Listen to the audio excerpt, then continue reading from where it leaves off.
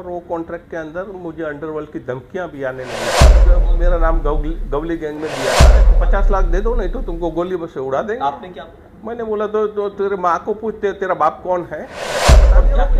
मेरा गाड़ी का नंबर ये है, गाड़ी का कलर है, मैं यहाँ रहता हूँ, और तू ना आ सके तो मुझे तेरा एड्रेस बता कि मैं वहाँ हूँ, किसकी गोली किसको लगेगी वो अपन देख लें। 6 लोग आए थे मुझे मारने, 3 को उड़ाया मैंने। उड़ाया? हाँ। उड़ाया मतलब रिवॉल्वर से शूट किया, और अंदर मैंने कबूल किया कि मैंने इनको गोली मारी है। के सामने मैंने बोला कि मैंने ही गोली मारी है। बाद में कोई अंडरवर्ल्ड का नाम, मेरा नाम लेना ही भूल गए। जज को मैंने बोला कि सामने वाला एडवोकेट आरोपी है, उसने परजुरी का ऑफेंस किया है, तो जज मुझे बोलती है Sonu Patel, you can not address advocate as an accuse. बोला why not, you know the definition of a accuse. बोलते you have to withdraw the allegation, otherwise I am calling the police. बोला you pass an order of my arrest. मैं भटक रहा हूँ, और SB जज नाम का करप्ट एंड एंटी नेशनल जो जज है वो मुझे सुनने को तैयार है। मैंने कहा कि forget about Tihar jail, even if the court hang me in the premises, I am not going to afraid. नमस्कार, मैं सचिन दीक्षित एक बार फिर से आप सभी के सामने हाजिर हूं। एक ऐसा व्यक्ति मेरे साथ में है जिसके जीवन की कहानी बहुत अलग है, जिसका नाम है मनु भाई हरि गोविंद दास पटेल। मलाड़ में रहते हैं। बहुत सारी इनकी जीवन की ऐसी कहानी है जिसको सुनने के बाद में आप दंग रह जाएंगे। जिसने अपनी ज़िंदगी की कहानी शुरू की थी एक इंजीनियर बनते हुए, वहाँ से शुरू करते हुए कॉन्ट्रैक्टर लाइन में आए, कॉन्ट्रैक्ट लिया और बड़े बड़े कॉन्ट्रैक्ट्स को अंजाम दिया। लेकिन उसके बाद इनको आज भी अपने पैसे के लिए, अपने धन के लिए, अपनी मेहनत की कमाई के लिए कोर्ट के चक्कर काटने पड़ रहे हैं। खैर, ये तो एक पार्ट हुआ कोर्ट के चक्कर काटना, लेकिन एक ऐसा शख्स जो जज को बोलता है जज के सामने कि बताइए आपको रिश्वत कैसे दी जाए, उसको देने का तरीका बताइए, नंबर बताइए तो मैं दे दूँ, ताकि आप मुझे 70 साल की, करीबन 70 साल की उम्र में दौड़ भागना लगे। भरे कोर्ट में ऐसे कहने वाला शख्स मनु भाई हमारे साथ में है।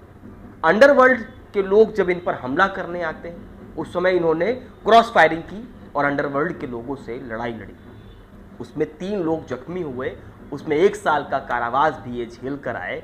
इन सारी कहानी के बीच में जानते हैं इनसे इनके पूरे जीवन की गाथा और इनकी लड़ाई कैसी है। फिलहाल इस पर हम बात करते हैं। सबसे पहले आपका नमस्कार। नमस्ते। मनु भाई जी, क्या होता है कि ऐसी लड़ाई लड़ते हो, ये सारी चीज़ें तो ठीक है, इंजीनियर बने आप, कॉन्ट्रैक्टर कैसे लेना शुरू हुआ, और जब कॉन्ट्रैक्ट लेना शुरू हुआ तो ये कहानी जो थाने कोर्ट की है वो कैसी है? हाँ, मैंने कॉन्ट्रैक्ट के लिए टेंडरिंग किया था, और वो हिसाब से मुझे कॉन्ट्रैक्ट मिला था, और वो कॉन्ट्रैक्ट के अंदर मुझे अंडरवर्ल्ड की धमकियां भी आने लगी थी। कौन सा कॉन्ट्रैक्ट? वो Shahpada south RR water supply scheme करके रायगढ़ डिस्ट्रिक्ट में थी। हाँ। वहाँ मैंने करीबन 100 किलोमीटर के आजू बाजू में पाइपलाइन भी डाली है, और वाटर ट्रीटमेंट प्लांट बनाया है, और पूरी एरिया को पानी मिले उसके लिए कंप्लीट स्कीम की है। और उसी के अंदर भी इंजीनियर मेरे से रिश्वत मांगते थे। एक DH डाकोरे और सावंत था, उन्होंने रिश्वत मेरे से मांगी, और उनको भी मैंने एंटी करप्शन में पकड़वा दिया। ये कौन से साल की बात? ये 2001 की बात है। यानी इस स्कीम के बाद, इस स्कीम को या ये टेंडर लेने से पहले आपको अंडरवर्ल्ड की धमकियां आने शुरू? हाँ, वहाँ जो ये अशोक मुनोत और ये ललित कंस्ट्रक्शन वाला नारायण त्रिवेदी है, उन्होंने मेरा नाम गवली गैंग में दिया था। अरुण गवली? अरुण गवली में। तो डीके नाम का गैंगस्टर था, वो मुझे एक्सटॉर्शन के लिए धमकी देता था, तो और 6 लोग मेरे ऊपर अटैक किए थे। आपको जब धमकी दी तो कैसे दी? फोन पर दी। क्या बोला आपसे? मुझे बोलता है कि 50 लाख दे दो, नहीं तो तुमको गोली बस से उड़ा देंगे। आपने क्या बोला? मैंने बोला तो तेरे माँ को पूछ, तेरा बाप कौन है, और जो भी है तुम आ जाना, मेरी गाड़ी का नंबर ये है। आपने बता दिया? हाँ, मैंने बिल्कुल बता दिया कि मेरा गाड़ी का नंबर ये है, गाड़ी का कलर है, मैं यहाँ रहता हूँ, और तू ना आ सके तो मुझे तेरा एड्रेस बता कि मैं वहाँ हूँ, किसकी गोली किसको लगेगी वो अपन देख लेंगे। ये 2000 के आसपास? 2000 की बात। डरे नहीं आप? बिल्कुल, डर नाम की चीज मेरे DNA में ही नहीं है। हमला हुआ फिर आप? हमला हुआ, 6 लोग आए थे मुझे मारने, 3 को उड़ाया मैंने। उड़ाया? हाँ। उड़ाया मतलब? रिवॉल्वर से शूट किया। अच्छा। मेरे पास लाइसेंस रिवॉल्वर थी। आपने, उन्होंने क्रॉस में उनको मौका ही नहीं मिला। आपको कैसे मालूम पड़ा कि वो सामने हमलावर है? आप तो अटैक करने के लिए आया तो पता तो चल ही जाता है। बिल्कुल डर नहीं लगा? बिल्कुल नहीं। कितने लोग थे वो? 6 लोग थे। उसमें से और कोर्ट के अंदर मैंने कबूल किया कि मैंने इनको गोली मारी है। कोर्ट में कबूल किया? जज के सामने मैंने बोला कि मैंने ही गोली मारी है इनको साहब, यदि मैं गोली नहीं मारता ये मेरी रिवॉल्वर से मुझे ही मार देते। कोर्ट ने क्या कहा? कोर्ट ने मुझे एक्विट कर दिया। 1 साल तक आप जेल में? 1 साल तक जेल में था पूरा। उसके बाद फिर अंडरवर्ल्ड के लोगों से फिर बदला उसके बाद में कोई अंडरवर्ल्ड का नाम, मेरा नाम लेना ही भूल गए। कहीं बदला लेना या उनके सामने? कभी भी इनकी हिम्मत नहीं हुई। आज की तारीख में भी कोई अंडरवर्ल्ड मेरे सामने आती नहीं। आपको याद है कि 2000 इसी केस में जब आप कोर्ट पहुंचे, जब आपका ये 1,80,00,000 के आसपास जो आप रायगढ़ की स्कीम की बात कर, जिस टेंडर की बात कर रहे हैं, जिस पर आप पर हमला हुआ अंडरवर्ल्ड का, उस दौरान उसमें जब आपका 2013 में शायद एक स्कीम कंप्लीट हो गई, हाँ, और 1,80,00,000 आपका बनता है। उसके पहले भी 2004 में मैंने 13 करोड़ का शूट फाइल किया है। वो अलीबाग कोर्ट में करप्ट प्रैक्टिस की वजह, मामले में था? वही मामले में। अच्छा, उसी में। तो वहाँ के जो जजेस की करप्ट प्रैक्टिस है, तो वो केस आज की तारीख में भी वहाँ लटक रहा है और जजेस उनको फेवर कर रहे हैं। किसको? महाराज जीवन प्राधिकरण के ऑफिसर को। आप उनको बार बार कोर्ट में दलील जो पेश करते हैं उस पर जज क्या कहते हैं? जज को मैंने बोला कि सामने वाला एडवोकेट आरोपी है। सामने वाला एडवोकेट आरोपी है? हाँ। अच्छा। उसने परजुरी का ऑफेंस किया है। तो जज मुझे बोलती है, सोनी नाम की जज है, वो बोलती है कि mister Patel you can not address advocate as an accused. मैं बोला why not, you know the definition of a accused. He advocate mister Shirish Lele is accused. तो बोलते you have to withdraw the allegation otherwise I am calling the police. उधर भरे जज, yes, भरे court में मुझे वो जज बोली कि I will call the police. मैं बोला you pass an order of my arrest and get me arrested. Then she started dictating order of my arrest. I warned her that I am going to the district judge court to protect myself. She told me that you can't leave the court. I told her, I am leaving the court. Do whatever you like. सीधे आपने बोल? Yes, open court में बोला। छोड़ दिए? और मैं directly district जज की कोर्ट में गया। डिस्ट्रिक्ट जज ने मुझे बोला कि nobody can arrest you. What is your fault? Then she has turned down. उनको भी झुका दिया? हाँ हाँ, बिल्कुल बिल्कुल, वो रिकॉर्ड पे है। 2003 की घटना है? नहीं, ये अभी 2 साल पहले की घटना है, 2021-22 की। हाँ हाँ हाँ, ओपन कोर्ट में बोल दिया कि यू आर करप्ट। ये पनवेल की? अलीबाग में। अलीबाग। और उसके बाद में दूसरा 2 करोड़ का शूट मेरा थाना में पेंडिंग है। मैं भटक रहा हूँ और एसबी जज नाम का करप्ट एंड एंटी नेशनल जो जज है वो मुझे सुनने को तैयार नहीं। एंटी नेशनल जज? I am talking and blaming that he is definitely anti national. जज को माननीय न्यायालय का न्यायाधीश कहा जाता है। अरे भैया, जज आज की तारीख में जजों ने जो जुडिशरी का नाम बदनाम किया है, जो करप्ट जजेस ने इस पायस इंस्टीट्यूशन को टर्निश कर दिया है for their vested and corrupt motive, so they are definitely anti national. How?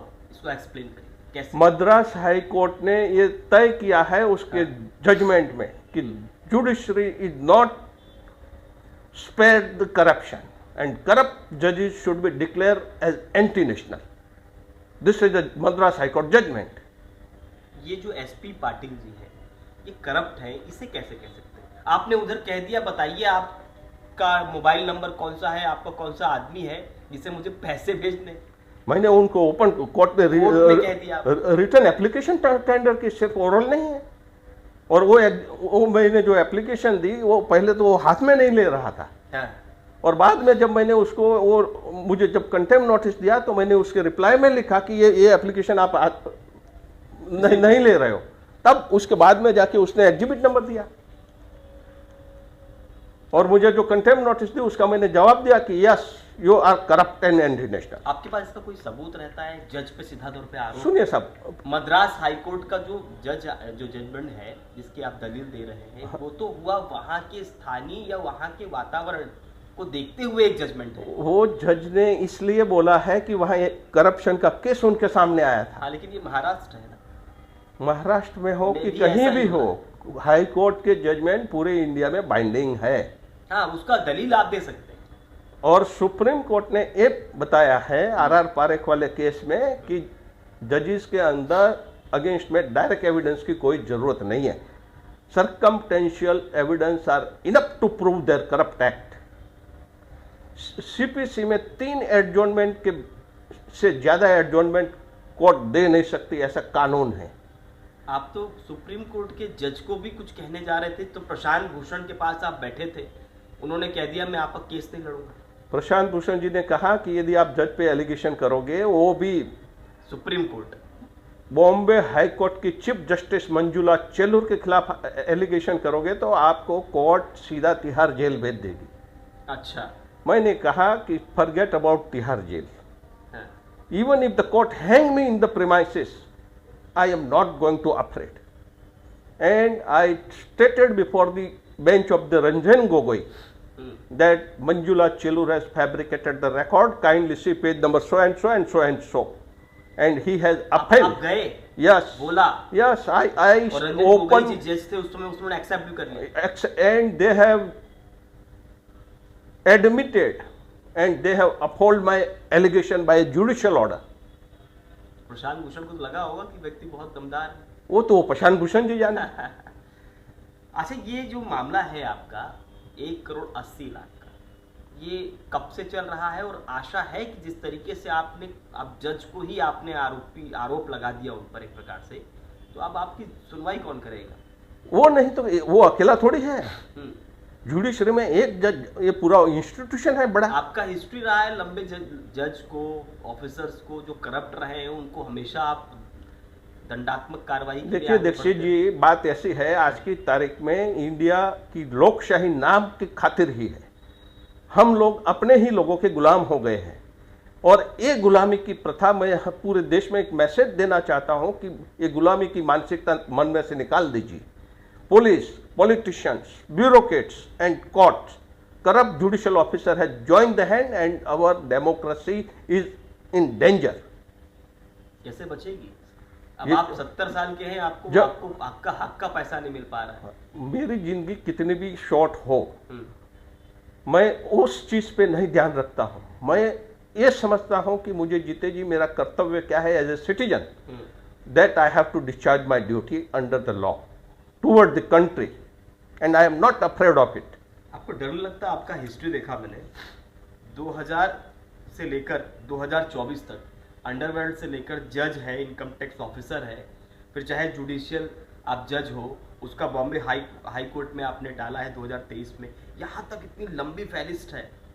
देखिए, मैंने महाराज जीवन प्राधिकरण का मेंबर सेक्रेटरी एमवी डोमकुणवार को एंटी करप्शन में पकड़वा दिया। उसको सन 2000 ये नहीं, अभी की रिसेंटली 6-7 साल, ये 2013 से पहले की बात है। अच्छा, उसको मैंने कन्विक्ट करवा दिया।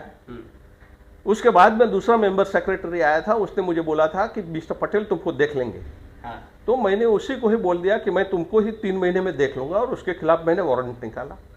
उसने मेरा कॉन्ट्रैक्ट जो था वो रिस्टोर किया और मेरे जितने भी पैसे बाकी थे, पैसे वो डैमेज के साथ मुझे रिफंड दिया, वापस मिल गया। यस, एंड आपने लड़ाई लड़ी तब? यस, और वो मेंबर सेक्रेटरी ने एडमिट किया कि we have underestimated you, now we realise our mistake and we are correcting our mistake and he has corrected his mistake. आपको गलत बर्दाश्त नहीं? गलत चीज मैं क्यों बर्दाश्त करूं? अक्सर कहा जाता है कि कॉन्ट्रैक्टर कॉन्ट्रैक्ट लेता है तो टेंडर निकलता है तो आमतौर पर, जैसे अंडरवर्ल्ड का आपने जिक्र किया, उसके बाद भी बहुत सारी चीजें 10% 20% ऑलरेडी जमा करना पड़ता है, या उसके बाद ही उसका लाइन में बहुत लोग रहते हैं, लेकिन तय हो जाता है कि एक को मिलना है। तो क्या ऐसी कहानी होती? नहीं, ऐसी कहानी तो ऐसी नहीं होती। जब ओपन कॉम्पिटिटिव होता है तो लोएस्ट टेंडर आता है, और प्री क्वालिफाइड है तो उनको देना पड़ेगा लोएस्ट को। आपके सामने भी ऐसी कभी कहानी आई, या इस तरह? मैंने ऐसे कई कहानियां देखी है। घूस देने की बात आई तब? घूस तो कॉन्ट्रैक्ट में आम बात है। यदि आप घूस नहीं दोगे तो आप काम कर ही नहीं पाओगे, और उसका विक्टिम मैं हूं। अच्छा, देना ही पड़ेगा? देना ही पड़ेगा, और नहीं दोगे तो आपको सर्वाइवल ही नहीं होने देंगे। इसलिए मेरा कॉन्ट्रैक्ट टर्मिनेट किया था। ये तो मैंने चमत्कार दिखाया तो नमस्कार झुक गए। लगता है आपको कि आपका 1,80,00,000 और 3 करोड़ और जो आपका अलीबाग में केस चल रहा है, वो 13 करोड़ पैसा मिलेगा? क्यों नहीं मिलेगा? सारे के सारे जुडिशियल ऑफिसर करप्ट नहीं होता है, कुछ अच्छे भी लोग हैं। आशा है। देर आर गुड पीपल, मगर मेजोरिटी आर करप्ट। मैं 13 जजेस के नाम के साथ बता सकता हूं कि ये जज करप्ट है। जैसे कि एक AR गुन्नाल पनवेल का, दूसरा है MV राव पनवेल का, तीसरा है सेशन जज KG पालदेवार, चौथा है मिसेस गॉडसे, पांचवा है अलीबाग की सोनी, छठा है mister DD Koche of डिंडोसे court, सातवां है वहां का एक जज का नाम भूल गए वो है, फिर बोरीवली में है AD गुगे, बोरीवली में ही SB दिगे, और कई जज है जो करप्ट है। आप जजों के नाम ले रहे हैं, न्यायाधीश जिसे माननीय न्यायाधीश कहा जाता है, वो माननीय कहने के लायक ही नहीं है, इसीलिए तो करप्ट है। उनके खिलाफ कोई एविडेंस है? आप मैं जो बोलता हूं विद डॉक्यूमेंट्री एविडेंस मैं प्रूव कर दूंगा कि ये सारे जुडिशियल ऑफिसर करप्ट है। इस इंटरव्यू के बाद वो आपको कोर्ट में फिर से घसीट लेंगे तब? मैं बिल्कुल नहीं डरता, मैं कोर्ट में जाके कभी भी माफी नहीं मांगूंगा। कंटेम्प्ट मेरे खिलाफ होगा तो मैं फेस करूंगा और साबित कर दूंगा कि ये जज करप्ट है। माननीय न्यायाधीश को आप माननीय रहे ही नहीं ना, जब माननीय होता तो मैं उनके सामने क्यों गलत बात करता, मुझे इतने साल रुकना नहीं पड़ता। आपने एक कमिश्नर को थप्पड़ मार दिया, उसकी क्या कहानी? वो लोगों ने मेरे खिलाफ 50 लाख की डिमांड निकाली थी। डिमांड टैक्स डिमांड, हाँ। बाय फैब्रिकेटिंग सब रिकॉर्ड्स। ओके। और उसके बाद में commissioner, assistant commissioner, joint commissioner और commissioner AK Gowda, AB Joshi और पोमेला प्रसाद, ये तीनों ने पूरी का पूरा रिकॉर्ड फैब्रिकेट किया था। मैं इनकम टैक्स में अपना केस खुद लड़ा और इनकम टैक्स ट्रिब्यूनल ने जुडिशियल ऑर्डर में ये लिखा, after perusal of original record, we came to irresistible conclusion that assistant commissioner, joint commissioner and commissioner of income tax has fabricated Roznama, order sheet and order. On the basis of fabrication, we are setting aside all the orders. उसके बावजूद उसके बाद में फिर high court में appeal में गए वो लोग, उसमें SC धर्माधिकारी नाम का बॉम्बे हाई कोर्ट का जज करप्ट है। अच्छा। Yes, SC Dharmadhikari the corrupt जज। ऐसा नहीं कह सकते। Now he is retired. तो आपने थप्पड़ मार दिया?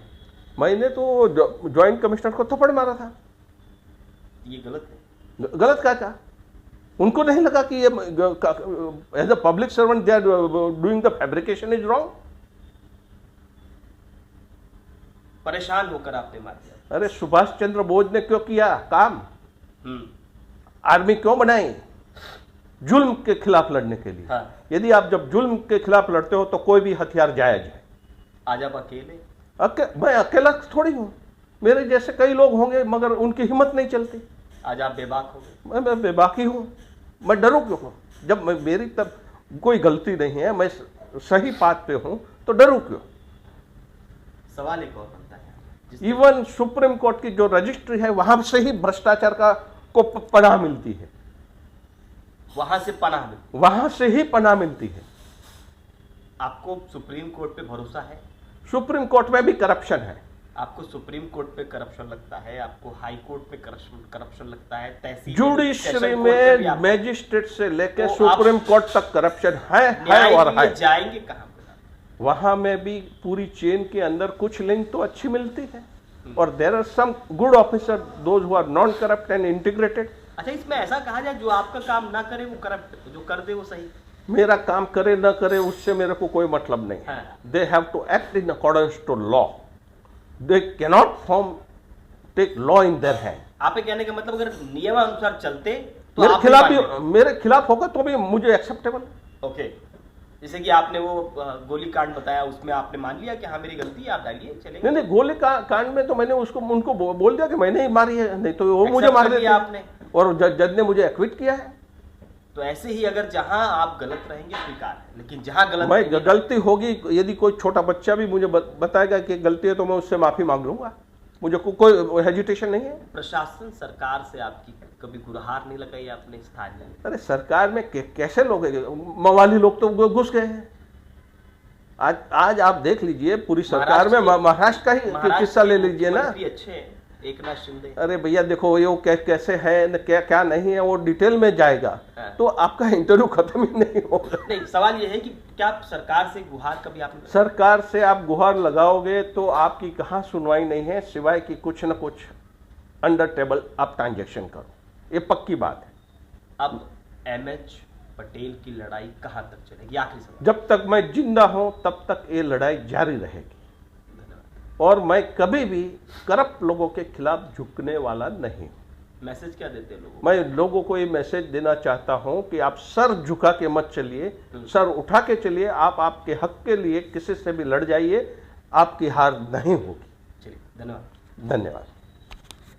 ये थे एमजी पटेल और एमएच पटेल। इनका साफ तौर पे कहना है कि लड़ाई न्याय की लड़ी जा रही है और लड़ाई उन लोगों से लड़ी जा रही है जो करप्ट है।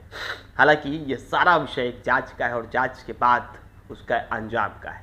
फिलहाल इन सारे आरोपों के बीच में एक ऐसा शख्स भी है जो 70 साल की करीबन उम्र के भी आज डट कर लड़ाई लड़ रहा है और बेबाक है, बेधड़क है और पूरी तरह अपनी लड़ाई में तन्मयता से लगा हुआ है।